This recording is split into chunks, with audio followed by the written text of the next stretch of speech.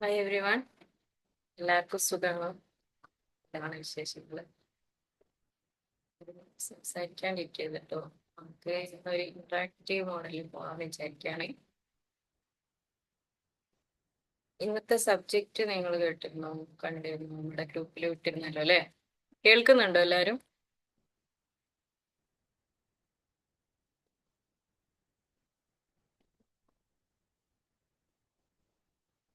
നിങ്ങളൊക്കെ കേൾക്കുന്നുണ്ടോ? ഞാൻ സംസാരിക്കുന്നത് കേൾക്കുന്നുണ്ടോ? അപ്പൊ നമ്മൾ ഇന്ന് പറയുന്നത് പ്രോ സോഷ്യൽ ബിഹേവിയർ അല്ലേ? പ്രോ സോഷ്യൽ ബിഹേവിയർ എന്ന് പറഞ്ഞാൽ എന്താണെന്ന് ആർക്കെങ്കിലും അറിയോ?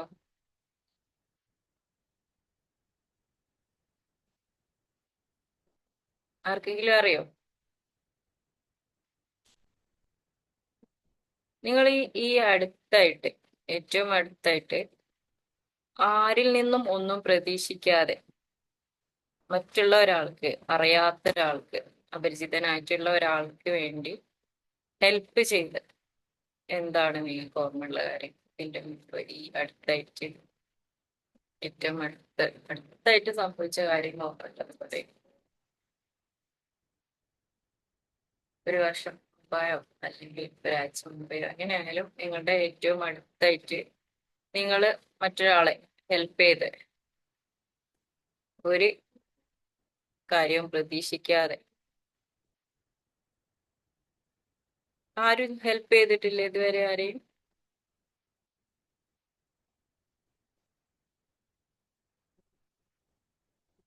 ചാറ്റ് ബോക്സ് ഉപയോഗിച്ചെങ്കിലും പറയും. നിങ്ങൾ ഞാൻ പറയുന്നത് കേൾക്കാത്ത പ്രശ്നമുണ്ടോ?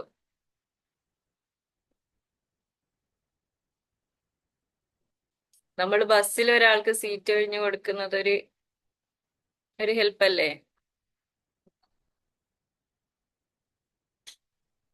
ഇതേപോലെ നമ്മൾ ചെയ്യുന്ന എല്ലാ കാര്യങ്ങളും അല്ലേ? ചെറുതായിട്ട് നമ്മൾ ചെയ്യുന്ന എല്ലാ കാര്യങ്ങളും ഹെൽപ്പ് ചെയ്യുക, മറ്റുള്ളവർക്ക് വേണ്ടി ഷെയർ ചെയ്യുക, ഉം, അതുപോലത്തെ ഡൊണേറ്റ് ചെയ്യുക.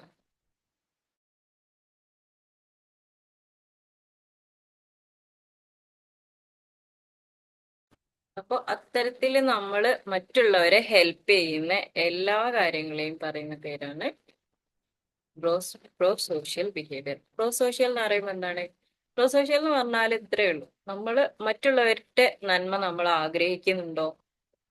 അതിൽ നിന്നും നമ്മളുടെ ഉള്ളിൽ നിന്നും ഉണ്ടായി വരുന്ന ബിഹേവിയർ എന്താണ്? നമ്മൾ മറ്റുള്ളവരുടെ നന്മ ആഗ്രഹിച്ചുകൊണ്ട് എന്ത് ചെയ്താലും അതിനെ നമ്മൾ സൈക്കോളജിയിൽ പ്രോ സോഷ്യൽ ബിഹേവിയർ എന്ന് ആണ് പറയുന്നത്.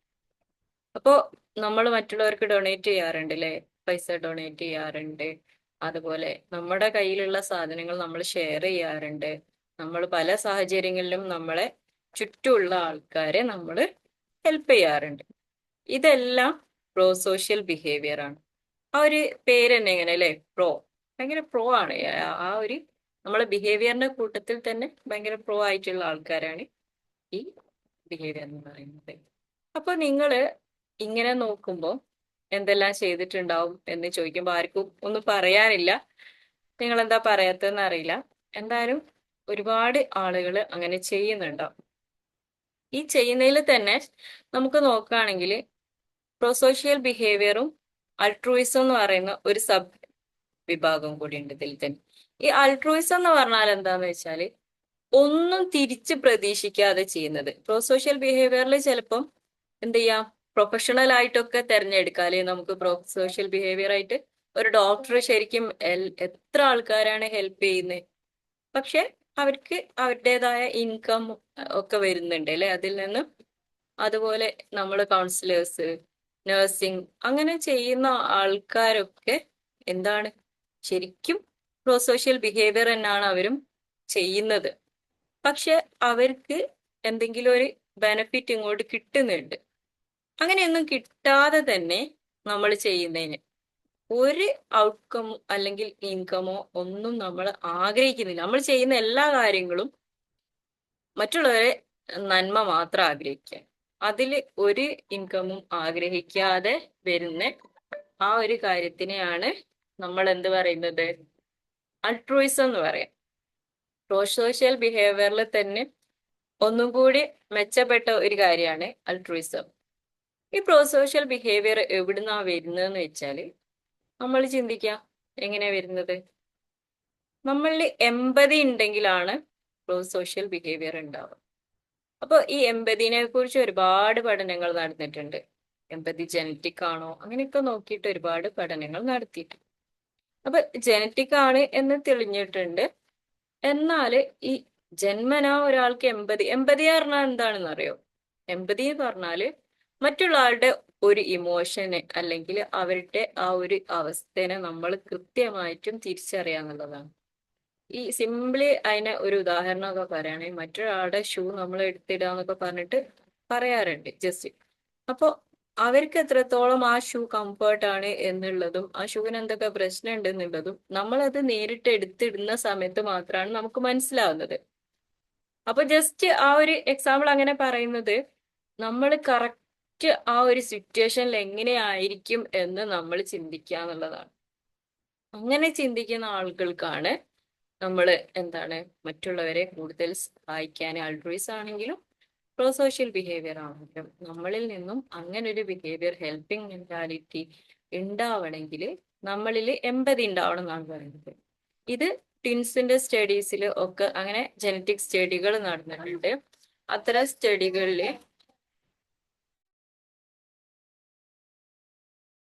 സ്റ്റഡികളില് ഇത് ജന്മനാ കിട്ടുന്ന ഇതാണെന്ന് കണ്ടെത്തിയിട്ടുണ്ട്. കാരണം ട്വിൻസിൽ തന്നെ പഠനം നടത്തുമ്പോൾ കൂടുതലും ഇങ്ങനെയാണ് പഠനം നടത്തുക. ഒരേ ഐഡന്റിക്കൽ ട്വിൻസ് ആയിട്ടുള്ള ആൾക്കാർ, ഫ്രറ്റേണൽ ട്വിൻസ് ആയിട്ടുള്ള ആൾക്കാരിലൊക്കെയാണ് നടത്തുക. അതായത് ഒരേ ജീൻ ഷെയർ ചെയ്യുന്ന ആൾക്കാർ, 100% ജീൻ ഷെയർ ചെയ്യുന്ന ആൾക്കാരാണ് ഐഡന്റിക്കൽ ആയിട്ടുണ്ടാവുക.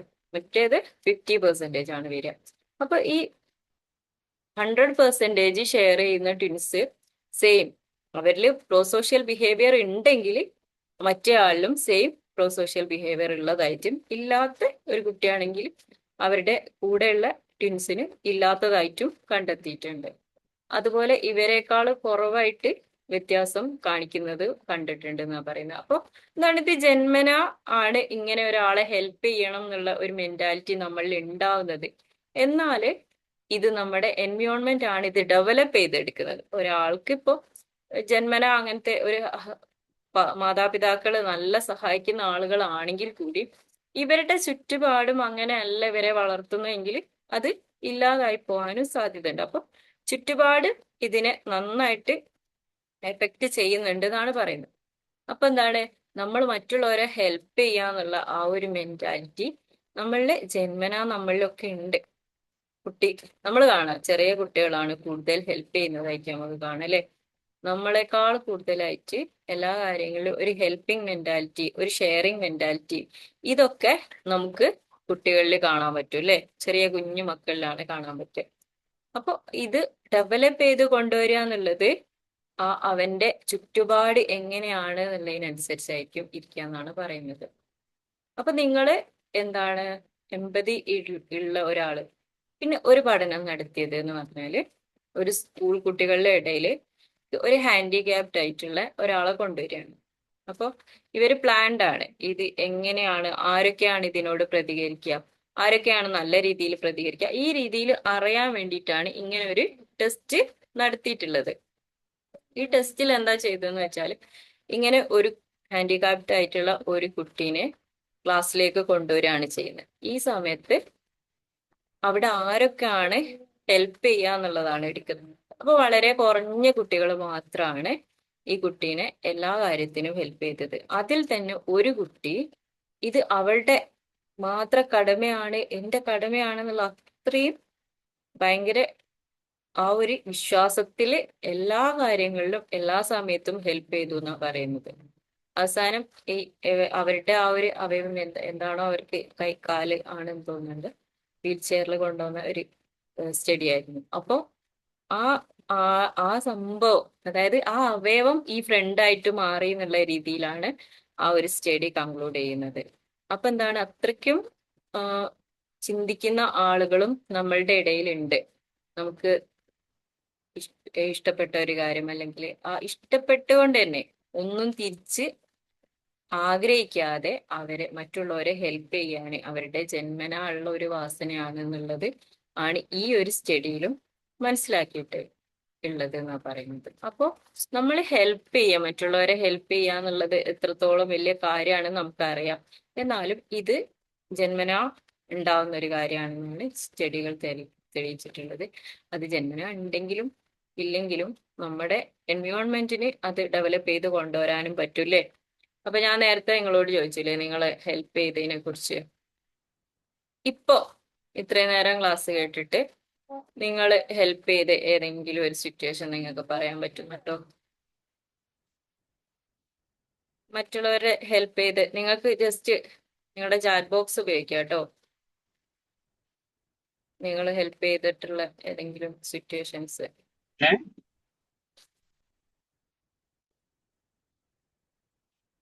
പറയാൻ പറ്റുന്നില്ല. അപ്പൊ നമുക്ക് എന്ത് ചെയ്യാം, എങ്ങനെയാണ് ഒരു പ്രോസോഷ്യൽ ബിഹേവിയർ, അതായത് മറ്റുള്ളവരെ ഹെൽപ്പ് ചെയ്യാന്നുള്ളതൊക്കെ നമ്മളിലും നമ്മുടെ കുട്ടികളിലും എങ്ങനെ ഡെവലപ്പ് ചെയ്താൽ നോക്കിയാലോ. അല്ലെ, എമ്പതി എന്ന് പറയുമ്പോൾ എന്താണ്, മറ്റുള്ളവരെ അണ്ടർസ്റ്റാൻഡ് ചെയ്യാനും അവരുടെ ഇമോഷൻസ് നമ്മളുടേതുപോലെ മനസ്സിലാക്കാനും. ചില സമയത്തൊക്കെ നമ്മൾ പറയാറുണ്ട് അല്ലെ, നമ്മൾ അനുഭവിക്കാത്ത ഈ ബെന്യാമീന്റെ ആടുജീവിതത്തിലൊക്കെ പറയുന്നത് നമ്മൾ അനുഭവിക്കാത്തതൊക്കെ എല്ലാ കാര്യങ്ങളും നമുക്ക് കഥയാണെന്ന് പറയാറുണ്ട് അല്ലെ, വെറും കെട്ടുകഥകളാണെന്ന് പറയുന്നത്. പക്ഷെ ഈ പ്രോസോഷ്യൽ ബിഹേവിയർ അല്ലെങ്കിൽ എമ്പതി ഉള്ള ഒരാള് മറ്റുള്ളവരുടെ കഥ കേൾക്കുമ്പോ അല്ലെ മറ്റുള്ളവരെ കാണുമ്പോ തന്നെ ഏത് രീതിയിലാണ് മനസ്സിലാക്കുന്നത്, ഇതിപ്പോ എനിക്ക് വന്നാൽ എന്നുള്ള രീതിയിലാണ് മനസ്സിലാക്കുന്നത്. അതുപോലെ നമ്മളെ സെയിം സിറ്റുവേഷനിലൂടെ നമ്മൾ കടന്നു പോയിട്ടുണ്ടെങ്കിലും നമ്മളുടെ എമ്പതി വർക്കാവും. നമ്മൾ ഒരു തവണ പ്രഗ്നന്റ് ആയ ആളൊക്കെ ആണെങ്കിൽ വീണ്ടും പ്രഗ്നൻസിയിൽ ബുദ്ധിമുട്ടുന്ന ആൾക്കാരോട് നമുക്ക് വല്ലാത്തൊരു എമ്പതി തോന്നാറുണ്ട് അല്ലെ. അപ്പൊ നമ്മളത് അനുഭവിച്ചിട്ടുണ്ട്. അപ്പൊ അറിയാം ഏകദേശം ഈ രീതിയിലൊക്കെയുള്ള സിറ്റുവേഷനിലൂടെ അവര് കടന്നു പോകുന്നുണ്ടാവാം. അപ്പൊ നമുക്കൊരു ഹെൽപ്പിംഗ് മെന്റാലിറ്റി അത്തരം സാധ്യത ഉണ്ട് അല്ലെ. അതുപോലെ തന്നെ നമ്മുടെ സെയിം റിലീജിയൻ അങ്ങനെയുണ്ട്, ഒരു ഐഡന്റിറ്റി വർക്ക് ചെയ്യുന്നുണ്ട്, സോഷ്യൽ ഐഡന്റിറ്റി നമ്മൾ എപ്പോഴും വർക്ക് ചെയ്യുന്നുണ്ട്. അപ്പൊ നമ്മളെ തന്നെ സ്ത്രീകൾക്ക് സ്ത്രീകളോട് കുറച്ചും കൂടി അനുകമ്പ കൂടുതലായിരിക്കും. അതുപോലെ നമുക്ക് അവരെ മനസ്സിലാക്കാൻ പറ്റുമല്ലോ നമ്മുടെ സിറ്റുവേഷൻ കുറെയൊക്കെ. അതുപോലെ തന്നെ നമുക്ക് ചില ഒരേ റിലീജിയനിൽ പെട്ടവർ തമ്മിൽ പെട്ടെന്ന് അതേപോലെ പുറം രാജ്യങ്ങളിലൊക്കെ പോകുന്ന സമയത്ത് മലയാളി എന്ന് പറയുമ്പോഴേക്ക് നമുക്ക് അങ്ങോട്ടും ഇങ്ങോട്ടും പെട്ടെന്ന് ഒരു കണക്ഷൻ ഫീൽ ചെയ്യും അല്ലേ. അതുപോലെ നമ്മുടെ ഈ പ്രോസോഷ്യൽ ബിഹേവിയറിന് ഒന്നും കൂടി ഹെൽപ്പ് ചെയ്യുന്നുണ്ട്. പിന്നെ നോക്കുകയാണെങ്കിൽ നമുക്ക് ഇത്തരം കാര്യങ്ങൾ നമ്മുടെ സമൂഹത്തിൽ നമ്മുടെ ജീവിതത്തിൽ എത്രത്തോളം പ്രധാനപ്പെട്ടതാണെന്ന് നോക്കുകയാണെങ്കിൽ ഫ്ലഡ് ഒക്കെ ഉണ്ടായ സമയത്ത് നമ്മൾ എത്ര ആളുകളാണ് ഇറങ്ങി പ്രവർത്തിച്ചത് അല്ലെ. ആ സമയത്തൊന്നും ഒന്നും തിരിച്ച് പ്രതീക്ഷിക്കുന്നില്ല, കാരണം നമ്മൾ രക്ഷിക്കാൻ പോകുന്ന ആൾക്കാർ അവരുടെ അവരിട്ടിട്ടുള്ള ഡ്രസ്സ് മാത്രമായിട്ട് അവശേഷിച്ച് നിൽക്കുന്ന ആൾക്കാരാണ്. അവരുടെ മുഴുവനും ഫ്ലഡ് കൊണ്ടുപോയിട്ടുണ്ട്, അവരുടെ മുഴുവൻ സമ്പത്തും കൊണ്ടുപോയിട്ടുണ്ട്. പക്ഷെ എന്നിട്ടും അവരിൽ നിന്നും ഒന്നും തിരിച്ച് ആഗ്രഹിക്കാതെ അവരെ രക്ഷിക്കാൻ വേണ്ടി ഇറങ്ങിപ്പെടുന്ന ഒരുപാട് ആളുകളെ നമുക്ക് കാണാം അല്ലെ. അങ്ങനെ ഒരുപാട് ദുരന്തങ്ങൾ വരുന്ന സമയത്തൊക്കെ നമുക്ക് നമ്മുടെ ചുറ്റും തന്നെ ഇത്തരം ആളുകളെ കാണും. അപ്പോൾ നമ്മൾ പ്രോസോഷ്യൽ ബിഹേവിയർ എന്ന് പറയുന്നത് നമ്മളുടെ ചുറ്റും നമ്മളിങ്ങനെ എപ്പോഴും എക്സ്പീരിയൻസ് ചെയ്തുകൊണ്ടിരിക്കുന്ന കാര്യമാണ്. അപ്പോൾ നമ്മൾക്കും അത് ഉണ്ടായിരിക്കണം എന്നുള്ളതാണ്. കുറെയൊക്കെ ചില അങ്ങനെ നമുക്കങ്ങനെ ഒറ്റൊരു ജഡ്ജ്മെന്റ് ആയിട്ട് പറയാൻ പറ്റില്ലെങ്കിൽ പോലും നമ്മൾ എപ്പോഴും കേൾക്കുന്നതാണ് ആദ്യത്തേതിനേക്കാൾ ഇപ്പൊ കുറഞ്ഞിട്ടുണ്ട് അല്ലെ സോഷ്യൽ ബിഹേവിയർ, അതായത് മറ്റുള്ളവരെ ഹെൽപ്പ് ചെയ്യാനുള്ള മെന്റാലിറ്റി. അത് കുറെയൊക്കെ ശരിയാണ് താനും, എന്നാലും അങ്ങനെ നമുക്ക് പറയാനും പറ്റില്ല.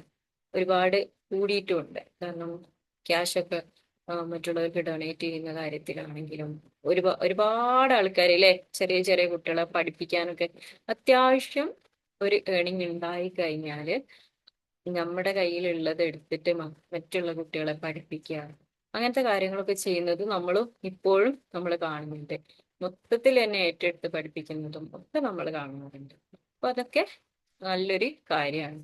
ഇനി ഇങ്ങനെയൊക്കെ നമ്മുടെ അങ്ങോട്ടും ഇങ്ങോട്ടുള്ള ബോണ്ടും സോഷ്യലായിട്ടുള്ള ഈ കാര്യങ്ങളൊക്കെ നിലനിന്ന് പോവണം എന്നുണ്ടെങ്കിൽ സോഷ്യൽ ബിഹേവിയർ അത്യാവശ്യമാണ്. അപ്പോ ഇത് ഡെവലപ്പ് ചെയ്തെടുക്കേണ്ടതിന്റെ അത്യാവശ്യകത നമുക്ക് മനസ്സിലായല്ലോ അല്ലെ. മറ്റുള്ളവരെ മനസ്സിലാക്കി അവരെ ഹെൽപ്പ് ചെയ്യുക, ഇത്തരം ഒരു മെന്റാലിറ്റി നമ്മളിൽ ഉണ്ടാവേണ്ടതുണ്ട്. അതിനു വേണ്ടി നമ്മൾ ചെയ്യേണ്ടത് എന്തൊക്കെയാണെന്ന് വെച്ചാല് നമ്മൾ ആക്റ്റീവ് ലിസണർ ആയിരിക്കണം. നമ്മൾ നമ്മുടെ ചുറ്റുമുള്ള ആൾക്കാരെ ആക്റ്റീവായിട്ട് ലിസൺ ചെയ്യുന്ന ഒരാളായിരിക്കണം. എന്താണ് ഇവിടെ സംഭവിക്കുന്നത്, എന്തൊക്കെയാണെന്നൊക്കെ നമ്മൾ മനസ്സിലാക്കിയാൽ മാത്രമല്ലേ നമുക്ക് അവിടെ അവരെ ഹെൽപ്പ് ചെയ്യേണ്ട ഏത് രീതിയിലാണെന്ന് മനസ്സിലാവുള്ളൂ. നമ്മൾ എമർജൻസി സിറ്റുവേഷനിലൊക്കെ നമ്മൾ ഒരുപാട് പേര് ഇതിന് എഫക്റ്റ് ചെയ്യുന്ന ഒരു കാര്യമാണ്. ചുറ്റിലും ഒരു അപകടം ഉണ്ടാവുകയാണെങ്കിൽ ഒരാളെ അവിടെ കണ്ടോണ്ടിരിക്കുന്നുള്ളൂ എങ്കിൽ ആ ആള് പെട്ടെന്ന് ഹെൽപ്പ് ചെയ്യും. പക്ഷെ ചുറ്റിലും ഒരുപാട് പേര് കാഴ്ചക്കാരായിട്ടുണ്ടെങ്കിൽ നമ്മളെ ഹെൽപ്പ് ചെയ്യാനുള്ള മെന്റാലിറ്റി കുറയും എന്നാ പറയുന്നത്. അത് നമ്മൾ എക്സ്പീരിയൻസ് ചെയ്തിട്ടുണ്ടാവും അല്ലേ? ഒരു ക്രൗഡ് ആയിട്ടുള്ള ഒരു ഏരിയയിൽ ഒരു ആക്സിഡന്റ് ഒക്കെ നടന്നു കഴിഞ്ഞാൽ എല്ലാവരും ഇങ്ങനെ കാഴ്ചക്കാരെ പോലെ നിൽക്കുന്നത് കാണാം. പക്ഷെ ഒരാളെ ഉള്ളെങ്കിൽ പെട്ടെന്ന് രക്ഷിക്കാൻ വേണ്ടിയിട്ട് ഓടുന്നതും കാണും. അത് ഒരു ഫാക്ടറാണ്, ഇതിനെ എഫക്റ്റ് ചെയ്യുന്ന ഒരു ഫാക്ടറാണ് കേട്ടോ. നമ്മൾ ഒരുപാട് പേര് നിൽക്കുമ്പോൾ നമുക്ക് തന്നെ അതിലേക്ക് എന്താ പറയാ എടുത്തു ചാടാൻ, അല്ലെങ്കിൽ ഞാനത് ചെയ്ത് നോക്കട്ടെ എന്നുള്ള ആ ഒരു മെന്റാലിറ്റി കുറയും. പക്ഷെ ഒറ്റയ്ക്കാണെങ്കിൽ എങ്ങനെ ഞാൻ മാത്രമേ ഉള്ളല്ലോ എന്നുള്ള ആ ഒരു മൈൻഡിലും കൂടെ നമ്മൾ അവരെ ഹെൽപ്പ് ചെയ്യും. അപ്പൊ എന്ത് ചെയ്യുക, ആക്റ്റീവ് ലിസണർ ആയിരിക്കുക. എന്താണ് ഇവിടെ സംഭവിക്കുന്നത്, എന്റെ റോൾ എന്താണ്, എനിക്ക് എന്തെങ്കിലുമൊക്കെ ചെയ്യാൻ ഇവിടെ ഉണ്ടോ, എനിക്ക് അറിയുന്ന കാര്യമാണ്, ആ രൂപത്തിൽ നമ്മൾ ആക്റ്റീവ് ലിസണർ ആയിരിക്കുക. നമ്മുടെ ചുറ്റുമുള്ള എല്ലാ കാര്യങ്ങളെ കുറിച്ചും നമ്മൾ അത്യാവശ്യം അറിഞ്ഞിരിക്കുക. അതില് അത് നമ്മൾ പറയലുണ്ടല്ലേ, ഇപ്പോ ചില സമയത്തൊക്കെ ഇങ്ങനെ കാണാം, ഒരുപാട് സോഷ്യൽ മീഡിയയിലൊക്കെ ജസ്റ്റ് ഈ ഗ്യാസ് തീ പിടിച്ചാൽ എന്താ ചെയ്യേണ്ടത്, ആ രൂപത്തിലുള്ള ഒരുപാട് പെട്ടെന്ന് നമ്മൾ സ്ക്രോൾ ചെയ്തൊക്കെ പോകും. നമ്മളതിലും രസമുള്ള കുറെ വീഡിയോകൾ കാണും. പക്ഷെ ഇതിന്റെയൊക്കെ ഉദ്ദേശം ഇന്ന് തന്നെ നമുക്ക് ആവശ്യം വരും എന്നല്ല. എപ്പോഴെങ്കിലും ആവശ്യം വന്നു കഴിഞ്ഞാൽ ഇങ്ങനെ ചെയ്യാനുള്ള ഓർമ്മ വന്ന് കിട്ടിയാൽ ചെയ്യാൻ പറ്റുമല്ലോ. കൂടുതൽ ആളുകളും വേഗം പാനിക് ആവും. എന്നാലും ഓർമ്മ വരുന്ന ആളുകൾക്ക് അത് ചെയ്യാലോ എന്നുള്ള ഉദ്ദേശത്തിലാണ് ഇത്തരം വീഡിയോകളൊക്കെ ഷെയർ ചെയ്യുന്നത്. ഇന്നാണെങ്കിലും നമ്മൾ പറയലുണ്ടല്ലേ, നമ്മൾ എന്താണോ സെർച്ച് ചെയ്യുന്നത്, നമ്മൾ എന്താണോ ആഗ്രഹിക്കുന്നത്, അതാണ് സോഷ്യൽ മീഡിയ നമുക്ക് തരും. ഇന്ന് ഈ ഒരു സബ്ജക്റ്റ് സംസാരിക്കണം എന്നൊക്കെ വിചാരിച്ച് കുറച്ച് തയ്യാറാക്കിയിട്ട് വെച്ചതായിരുന്നു. അപ്പോൾ ഇന്ന് ഞാൻ കണ്ടിട്ടുള്ളത് 2 വീഡിയോകൾ എന്ന് പറഞ്ഞാൽ ഇതുമായിട്ട് ബന്ധപ്പെട്ട കറക്റ്റ് വീഡിയോ. ഒന്ന് നമ്മളെ മെഡിക്കൽ കോളേജിലേക്ക് ഫുഡ് പാക്ക് ചെയ്യുന്ന ഒരു വീഡിയോ ആയിരുന്നു. അതിൽ അവർ ഒരു 100 റുപ്പീസ് ഓരോ പൊതിയിലും വെക്കുന്നുണ്ടായിരുന്നു. ശരിക്കും പറഞ്ഞാല് വന്ന് ഇവരെ ഹെൽപ്പ് ചെയ്യാൻ പോണില്ല, ഇതാരാ കൊടുത്തയച്ചെന്ന് പോലും ഇവരറിയാനും പോണില്ല. പക്ഷെ ഒരു നന്മ, ഉള്ളിലെ ഒരു കുഞ്ഞു നന്മ അവരെ കൊണ്ട് അത് ചെയ്യിച്ചു അല്ലേ? അതുപോലെ വേറൊരു വീഡിയോ എന്ന് പറഞ്ഞാല് ഒരു കുട്ടി, ഒരു +2 അങ്ങനെ പഠിക്കുന്ന കുട്ടിയാണ്. ഇവന് ഒരു ചെറിയൊരു 2.5 വയസ്സുള്ള കുട്ടീനെ വെള്ളത്തിൽ നിന്നും രക്ഷിക്കുകയാണ്. വെള്ളത്തിൽ ഒഴുകി വരുന്നത് കണ്ട് ഇവര് അലക്കാൻ അമ്മേന്റെ കൂടെ അങ്ങ് വന്നതാണ്. ഈ സമയത്ത് കണ്ട് ഇവര് രക്ഷിക്കുന്നതാണ്. ഈ കുട്ടിക്കും പുരസ്കാരങ്ങളും കാര്യങ്ങളൊക്കെ പിന്നെ കിട്ടുന്നുണ്ട്, അനുമോദന ചടങ്ങുകളും കാര്യങ്ങളൊക്കെ. പക്ഷെ ആ ഒരു നിമിഷത്തില് ഇവന് അങ്ങനത്തെ ഒരു കാര്യത്തിനെ കുറിച്ച് ആലോചിച്ചിട്ട് പോലും ഉണ്ടാവില്ല. ഞാൻ ഈ രക്ഷിക്കാൻ പോണ കുട്ടീനെ എനിക്ക് രക്ഷിക്കാൻ പറ്റുമെന്ന് പോലും അവന് ചിന്തിച്ചിട്ടുണ്ടാവില്ല. പക്ഷെ ഓൺ ദ സ്പോട്ടില് അവന് ആ ഒരു ആക്റ്റീവ് ലിസണിങ് അല്ലേ, എന്താണ് അവന് ശ്രദ്ധിച്ച് നോക്കിയപ്പോ ആ ഒരു കുട്ടിയാണെന്ന് മനസ്സിലായി. ഓൺ ദ സ്പോട്ടിൽ അവൻ ആക്ഷൻ എടുത്തതും കൊണ്ട് മാത്രമാണ് അങ്ങനെ ഒരു കാര്യം അവിടെ നടന്നിട്ടുള്ളത്. അപ്പൊ എന്താണ് പറയാ, നമ്മള് ചുറ്റും കാണുന്ന കാര്യം തന്നെയാണ്. സൈക്കോളജിയിൽ അതിനൊരു ടേമൊക്കെ കൊടുത്ത് വിളിക്കുന്നു എന്ന് മാത്രം. എന്നാലും നമ്മളത് പഠിക്കേണ്ടതുണ്ട്. കാരണം നമ്മളിൽ അങ്ങനെ ഒരു ബിഹേവിയർ ഇല്ലെങ്കിൽ നമ്മൾ ഉണ്ടാക്കിയെടുക്കേണ്ടത് വളരെ അത്യാവശ്യമാണ് അല്ലെ? എമ്പതി ഉണ്ടാക്കിയെടുക്കുക, മറ്റുള്ളവരെ ഹെൽപ്പ് ചെയ്യാനുള്ള സാഹചര്യങ്ങൾ കണ്ടെത്തുക, അവരെ ഹെൽപ്പ് ചെയ്യുക, അങ്ങനെയൊക്കെ ചെയ്യണം. പിന്നെ നമ്മൾ മോറൽ എഡ്യൂക്കേഷൻ കൊടുക്കണം. കുട്ടികളിലൊക്കെ ഇത് വളരാൻ നമ്മൾ മോറൽ എഡ്യൂക്കേഷൻ കൊടുക്കണം. നമ്മൾ ഒരുപാട് ഹീറോകളെ കഥകളൊക്കെ പറഞ്ഞു കൊടുക്കൂലേ, ഒരുപാട് ആൾക്കാരെ രക്ഷിച്ച ഹീറോകളായിട്ടുള്ള ലെജൻസ് ആയിട്ടുള്ള ആൾക്കാരുടെ കഥകളൊക്കെ മക്കൾക്ക് പറഞ്ഞു കൊടുക്കണം. പിന്നെ മോറൽ ഡെവലപ്മെന്റിന്റെ നമ്മൾ മുമ്പേ ഗോൾബർഗിന്റെ ഒരു ലെവൽ ഓഫ് മോറൽ വെച്ചിട്ട് നമ്മൾ ഡെവലപ്മെന്റ് വെച്ച് പറഞ്ഞിരുന്നു അല്ലെ? അതൊക്കെ നമ്മൾ ഒന്നും കൂടി ക്ലാസ് ഒക്കെ കാണുക, അതുപോലെ ചെയ്യാൻ. ക്ലാസ് കണ്ടില്ലെങ്കിലും നമ്മുടെ കുട്ടികളിലെ മോറൽ എങ്ങനെയൊക്കെ വളർത്തിയെടുക്കാൻ പറ്റുമോ അതൊക്കെ നമ്മൾ വളർത്തി കൊടുക്കുക എന്നുള്ളതാണ്. പിന്നെ പോസിറ്റീവ് റോൾ മോഡൽസ്, ഒന്ന് നമ്മൾ തന്നെ റോൾ മോഡൽ ആവുക, ടീച്ചേഴ്സ്, പാരന്റ്സ് ആയിട്ടുള്ള നമ്മൾ. പിന്നെ നമ്മള് അതുപോലെയുള്ള റോൾ മോഡൽസിനെ നമ്മൾ പരിചയപ്പെടുത്തി കൊടുക്കുക. മദർ തെരേസ, ഗാന്ധിജി, ഇത്തരം ആൾക്കാരുടെ ജെൻസ്, ലെജൻഡറി നോട്ട്സ്, അവരുടെ ആ ഒരു കഥകള് ഒക്കെ നമ്മള് നമ്മുടെ മക്കൾക്ക് വേണ്ടിയിട്ട് പറഞ്ഞു കൊടുക്കുക.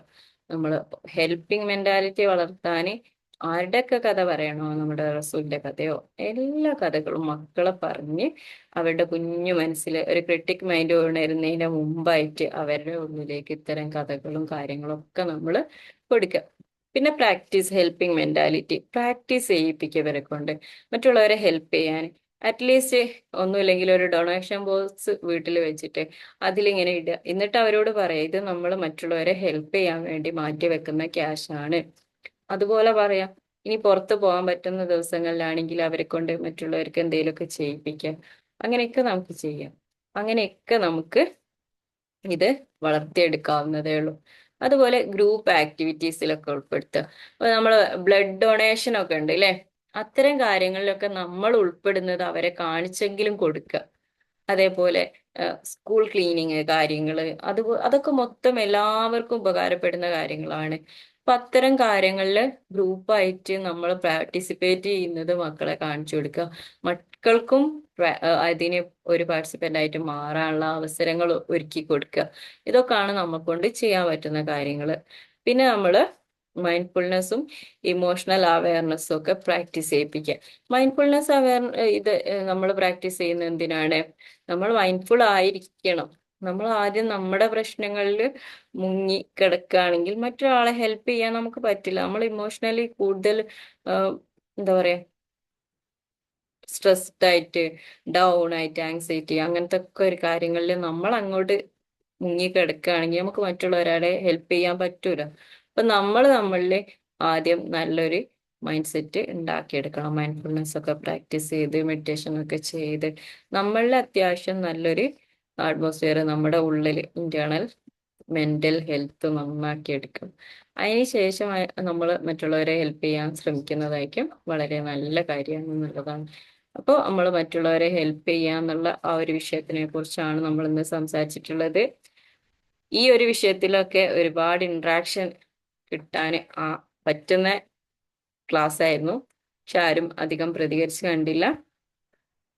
ഇനി നിങ്ങൾക്ക് എന്തെങ്കിലും സംശയങ്ങളോ കാര്യങ്ങളോ ഉണ്ടെങ്കിൽ ചോദിക്കാം. പറഞ്ഞ കാര്യങ്ങളൊക്കെ മനസ്സിലായിട്ടുണ്ടാവും എന്ന് വിചാരിക്കുകയാണ്. പ്രോസോഷ്യൽ ബിഹേവിയർ എന്ന് പറഞ്ഞാൽ മറ്റുള്ളവരെ ഹെൽപ്പ് ചെയ്യുക, ആ കാര്യങ്ങളൊക്കെയാണ് ഉൾപ്പെടുന്നത്. അത് എമ്പതിയാണ്, നമ്മുടെ ഉള്ളിലുള്ള എമ്പതിയാണ് നമ്മളെ കൊണ്ട് ഇത്തരം കാര്യങ്ങളൊക്കെ ചെയ്യുന്നത്.